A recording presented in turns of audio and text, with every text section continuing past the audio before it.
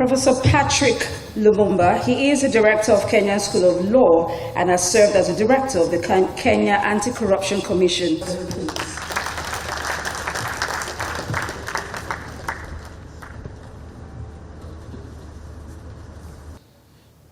I am happy to be present here in Nigeria this afternoon. I'm happy because this is celebrated as the Day of Democracy.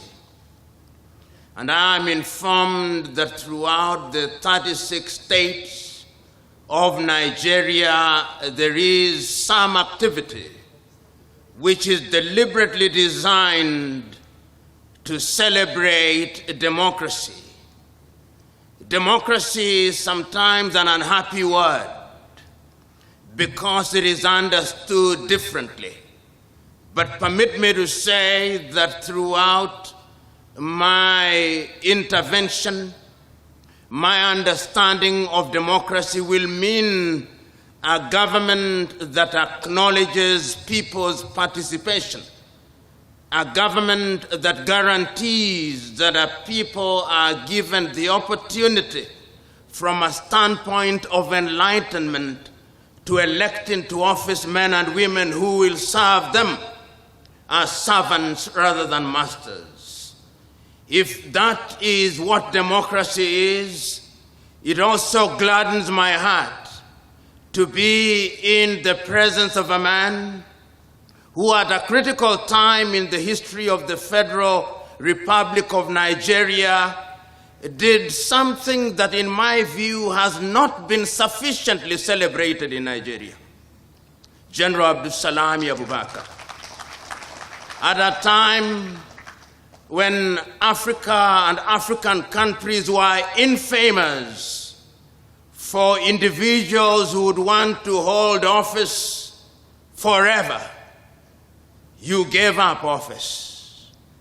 At a time when many skeptics and many cynics thought that you would stay on, you said, I would not stay on. At a time when many had written the obituary of Nigeria, you created a situation that facilitated the peaceful transfer of power. And you may or may not know, it is because of that simple act that at critical moments in Nigeria's history, even when there is the appetite for individuals to stay in office, they remember your act and they leave office because they know that they will be judged alongside you. May God bless you. He will bless you because you did something that planted or replanted the tree of democracy in Nigeria and sent a clear message to the world and to Nigerians that one can do that which is in the best interest of his or our country. Today, therefore, as we are assembled here to celebrate you, because as the saying goes, when a person has gold in his hand, sometimes he thinks he has copper. Nigerians, you have gold in your hands, pretty much such. We are assembled here in Nigeria at a time when Africa is still interrogating democracy. And in order to understand and appreciate democracy, we must remind ourselves that the African continent as we know her today, divided as she is into 54 states, is a continent that continues to underperform. She is a continent whose sons and daughters on the dawn of independence promised many things. One must also remember that only on the 25th day of May, we celebrated Africa Day. We celebrated that day because on that day in Addis Ababa, Ethiopia, 32 heads of states and government who were representing the countries that had regained their independence assembled. And each one of them, without exception on that day, made a solemn vow that Africa, having unchained ourselves from the shackles of colonization, would move on a different trajectory. On that day, the leaders said that in order for Africa to immunize ourselves against the diabolical machinations of the former colonizers, Africa had to unite. They said that. On that day, they reminded themselves that if Africa and her sons and daughters were to realize their potential, their economic circumstances would have to be improved. They reminded themselves on that day that Africa needed to address the critical areas of the society so that the dividends of democracy can be earned. But several years down the line, in many countries in Africa, even in countries where we celebrate democracy, there are many who say it was better while we waited. They say so because there is a sense in which the promise or the promises that were made have not been delivered. In a manner of speaking, if you allow me to be dramatic, we were promised an elephant, and many times we have delivered to us a rabbit. And that is what then legitimizes our interrogation of democracy. In the last few years, those who are our colonizers and those who in many ways continue to want to dominate our affairs have wanted to dictate to us what democracy is. They have wanted to tell us, and they have told us, that democracy means that you must have periodic elections. And there is nothing wrong with periodic elections. They have wanted to tell us, and indeed they have told us, that democracy equals to multi-party politics. And I know countries in Africa where we have over 233 political parties. There is a sense in which they want to tell us how to run our affairs. But today, as we interrogate what democracy is, I want to suggest to this audience that democracy must be understood contextually, and that there is no one-size-fits democracy. In other words, I'm saying that democracy only has a critical DNA, and that DNA is people participation. In other words, at all critical moments when we claim that there is democracy, we must ensure that the will of the people is expressed. I remember as a young student reading about a Latin American leader known as Somoza, and it is recorded that during an election, he said to the one who had actually won the election, and the man told him, "I won the vote," he said, "but you did not win the count." I am suggesting to us that Africa must give practical meaning to democracy, where the vote of the people is given its pride of place. Because history has demonstrated not once, not twice, but times without number, that when a people are invested in their governance system, then they will protect it with their life. And if they protect it with their life, then they will ensure that the democracy that they are talking about is not a democracy that is only designed to satisfy the appetite of those who are in positions of leadership, but it is the kind of democracy that is designed to address this generation and generations yet to be born. We are suggesting, therefore, that it is fitting and right for Nigeria and indeed any nation to interrogate their brand of democracy. I have come to Nigeria at a time when every other governor, and indeed His Excellency the President of Nigeria, are around and about trying to interrogate their first year in office. In other words, they are coming back to the people and asking themselves, have we delivered on the promises that we made to the people? And I want to suggest to Nigeria that that is a good thing. When leaders or those in positions of leadership have a sense of guilt and they have a sense of responsibility to the people that they govern, that is the beginning of the development and the growth of democracy. What is happening in Nigeria today, therefore, is a good thing. When I listen to governors from different states of Nigeria saying, you elected me on the basis of a manifesto, and I'm suggesting and I'm showing you that on the basis of that manifesto, we have started a journey, that is a good thing.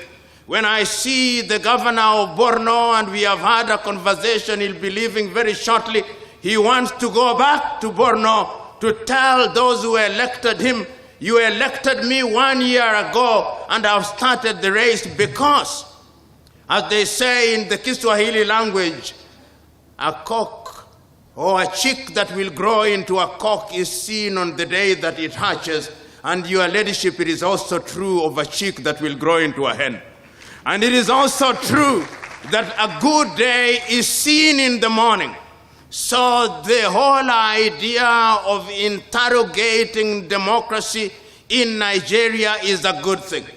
But it must be said that democracy is a culture that must be inculcated in the minds and hearts of a people. I remember a lady who was once the president of Philippines, Corazon Cojuangco Aquino, once said that if you call democracy a practice where people vote without knowing what they are voting for, or when people vote because of tribe or religion, that is not democracy, that is a confederation of fools. I am suggesting to us that in order to have proper democracy, we must be informed by only one desire.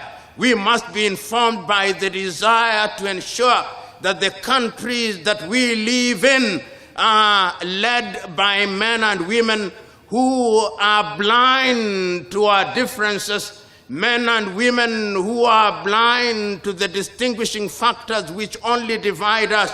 Because as the saying goes, he is not a Democrat, he or she who appeals to primordial ethnic sentiments or religious sentiments. We must, as a people, recognize that our diversity is our strength.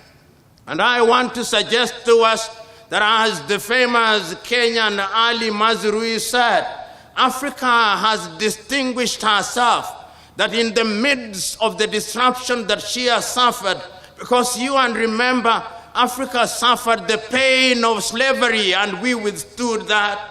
Africa suffered the pain of colonization and we withstood that. Africa is reeling from the pain of neo-colonization and we are withstanding that. African countries withstood the pain of arbitrary partition in Berlin in 1884, and peoples of different cultures were put together.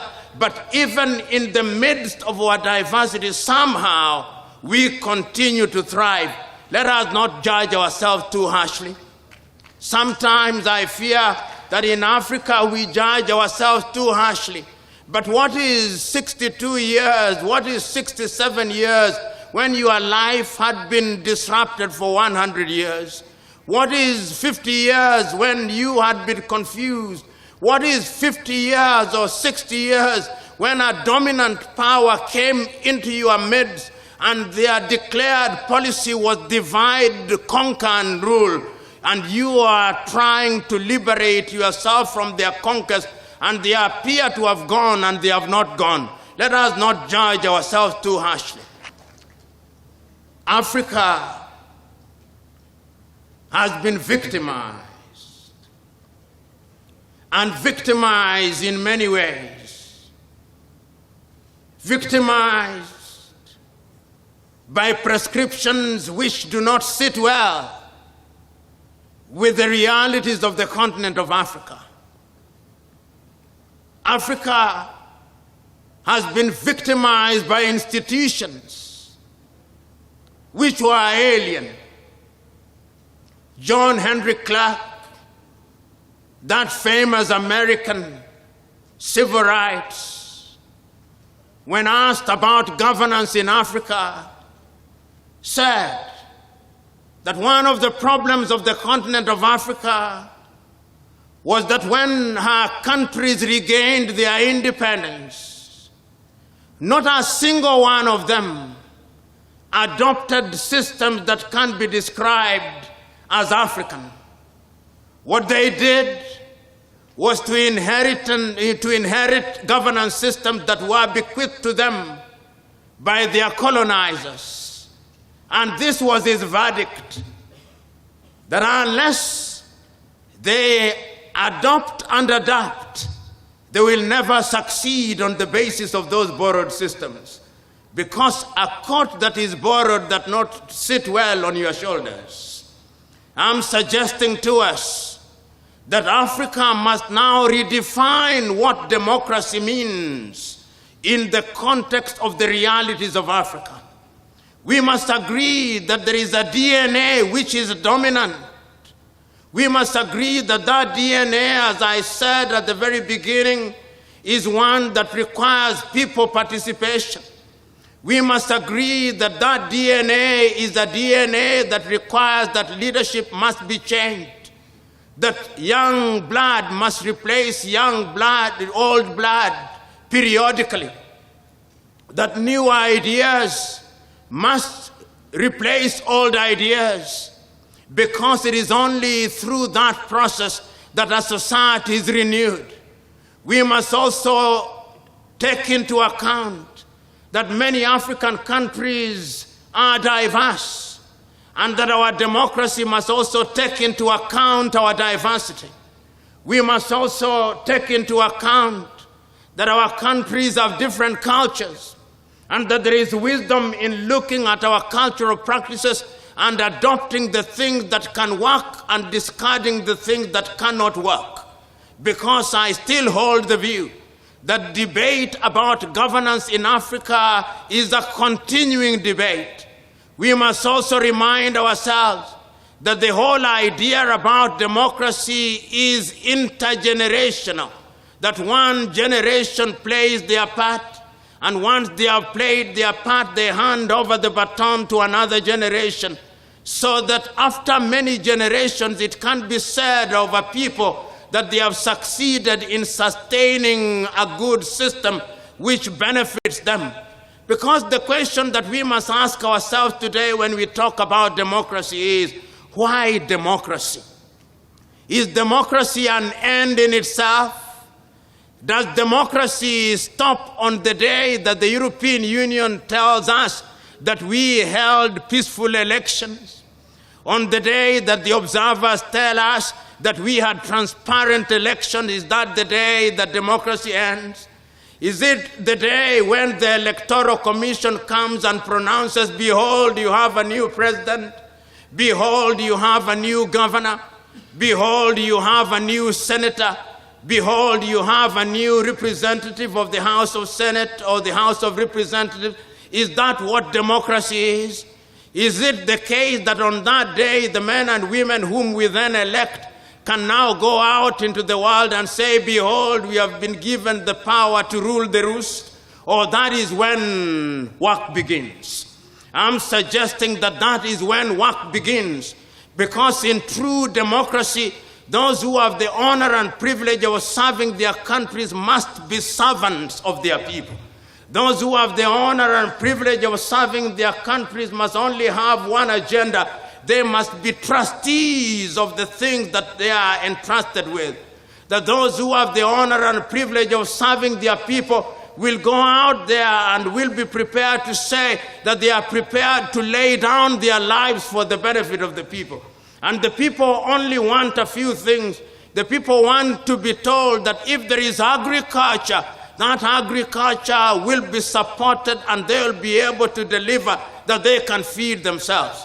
The people want to be told that they will have good health systems so that when they are sick, they will go to hospitals that are worth the scratch, and they will not want to see hospitals built for them and their leaders running away to different parts of the world to seek better medical care. They will not want that. They will not want to see their education system being an education system that is prepared for them, and then the children of those whom they have elected going to different parts of the world. They will not want to see that. They will want to ensure that they have power and energy, particularly the younger generation. They want to ensure that they are enjoying the dividends of artificial intelligence. They will want to ensure that governance facilitates them and makes them inventors and innovators and creates for them an environment where they can thrive. Because if we don't make democracy do that, then our young men and women will be dying in the Mediterranean Sea. Then our young men and women will be humiliated at embassies of foreign countries. Then our young men and women who have the opportunity will run away to go and be engineers in different parts of the world. Then our young men and women will not have faith in their country. Then our young men and women will want to acquire the passports of different countries. Then our young men and women will not be proud of democracy. Your Excellency, the democracy that you cherished, the democracy that you keep talking about and walking around Africa for, is a democracy that promises us that Africa can be great again. And Africa must be great again. And Africa will never, ever be great, I submit to you, Nigerians, if Nigeria is not great. Why do I say that? With a population of over 300 million, I'm suspecting that your census doesn't always tell us the truth. I suspect you are 300 million. With a population of 300 million, if that Nigeria can be made into a market, who can control the continent of Africa? Who can ignore the continent of Africa? Tell me, where in the world do you not find a Nigerian? Somebody once told me that if you go to any place in the world and you do not find a Nigeria, run away from that place. Because there is nothing to be done in that place. I'm suggesting that the democracy of Nigeria will only begin to have meaning when Nigeria provides leadership. It is the time is now. As we celebrate democracy in Africa today, I'm calling upon Nigeria and Nigerians, rise up to the occasion. Rise up so that your politics will be a point of reference, so that when we watch men and women in the Senate in Nigeria and in the House of Representatives in Nigeria, and we watch them debate, they'll be debating about the things that relate to Africa. They'll be debating about Africa Agenda 2063. They'll be debating about Africa Continental Free Trade Area. They will not demanding of anybody that anybody who wants to come to Nigeria who is an African must have a visa. No. Nigeria, being as big as it is, should be the welcoming big brother, because when you do that, we'll follow your leadership. We want to see a Nigeria that is economically dominant, because if Nigeria is strong, then the rest of Africa is strong. So when I hear occasionally Nigeria saying that is the third largest, sometimes the second largest, sometimes the first largest economy in Africa, I'm not impressed. Because when you have a GDP of 500 billion, I'm not impressed. I think you should have a GDP of 10 trillion United States dollars. Then I will be impressed. And you have the human resources. You have the intellectual wherewithal to ensure that that happens. When I hear Nigeria saying that they generate anything between 5,000 and 10,000 megawatts of electricity, I'm not impressed. I'm not impressed because little Denmark generates 35,000 megawatts of electricity. And if Nigeria is to earn the dividends of democracy through industrialization, Nigeria must now get and embark in the serious business of ensuring that Nigeria has energy to propel not only her and her neighbors, but the continent of Africa into the fourth industrial revolution. Those are the dividends of democracy. I want to hear that Nigeria is successful because Nigeria can be the defender of democracies in Africa. I want to hear that when the leaders of Nigeria go to different parts of the world, they are treated with respect because Nigeria has demonstrated economically, politically, and diplomatically that they are the dividends of democracy. I want to see that when one carries a Nigerian passport, but I hope that there will be an African passport, that that passport will be respected throughout the world. I look forward to those days.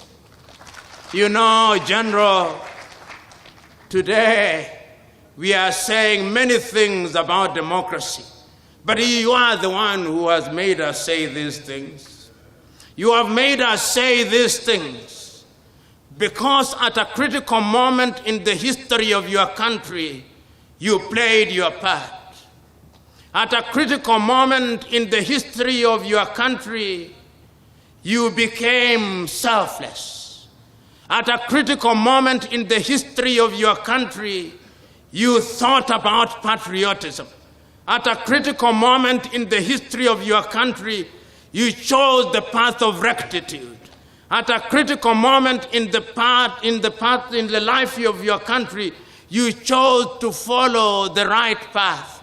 And today, you are alive and well because God is saying, good, I created a responsible human being.